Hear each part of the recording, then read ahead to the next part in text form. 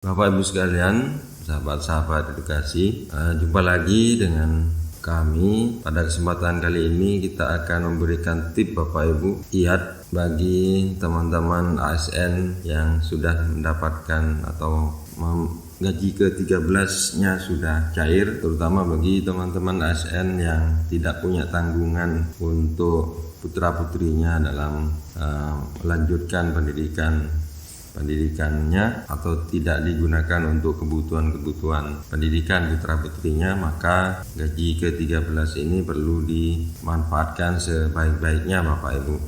Bagaimana kiatnya? Mari kita ikuti Bapak Ibu. Bapak Ibu sekalian,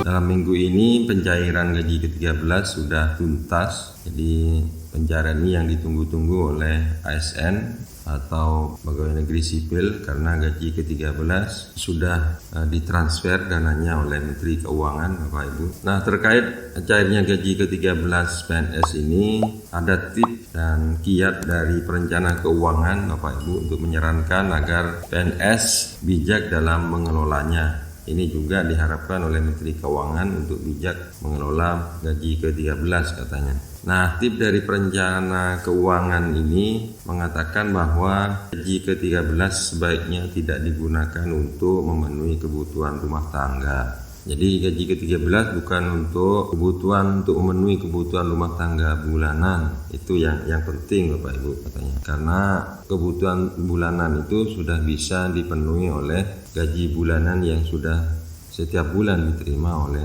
PNS. Nah, sementara untuk gaji ke-13 ini akan sebaiknya difokuskan untuk kebutuhan-kebutuhan yang lain. Jadi gaji bulanan untuk kebutuhan harian, THR untuk kegiatan hari raya katanya. Nah, gaji ke-13 ini sebaiknya dialokasikan untuk tabungan dan investasi Bapak Ibu. Ini yang kuncinya di sini Bapak Ibu. Perencana keuangan memberikan tips, dan untuk gaji ke-13 ini sebenarnya menjadi momen kesempatan untuk meningkatkan aset pribadi katanya Bapak Ibu. Namun boleh-boleh Bapak Ibu membelanjakan gaji ke-13 ini untuk hiburan asalkan proporsional. Nah, Bapak Ibu, terkait investasi, Bapak Ibu bisa menyesuaikan dengan keadaan finansial masing-masing pribadi tentunya.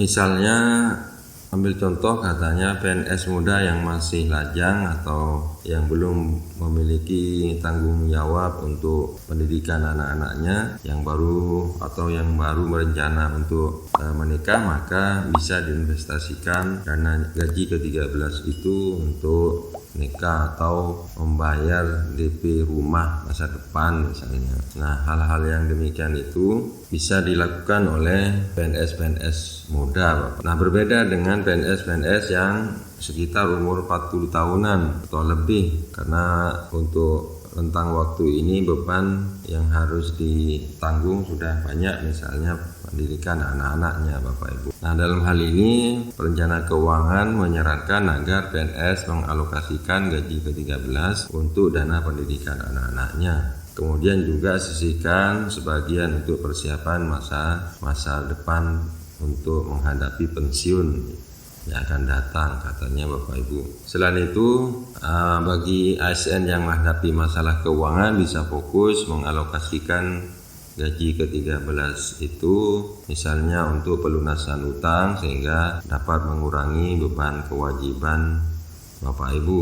Maka karena alasan ini tidak menyarankan gaji 13 itu dipakai untuk memenuhi kebutuhan harian. Juga menambahkan juga perencana keuangan itu pentingnya memiliki dana darurat Bapak Ibu. Hal ini disebabkan karena kita sekarang masih dalam masa pandemi yang berpotensi akan merugikan finansial kita. Jadi risiko-risiko seperti menghadapi PHK atau sakit yang membuat seseorang perlu memiliki dana darurat untuk berobat misalnya, maka itu yang juga harus dipikirkan oleh Bapak Ibu.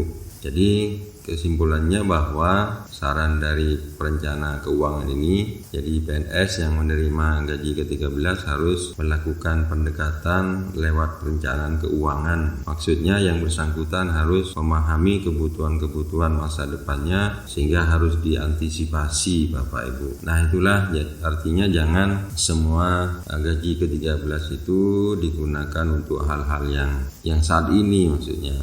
Nah itulah Bapak Ibu informasi sekilas mungkin bisa menjadi inspirasi Bapak Ibu dalam menghadapi kehidupan ke depannya. Terima kasih, silahkan di subscribe Bapak Ibu, diucapkan terima kasih. Assalamualaikum warahmatullahi wabarakatuh.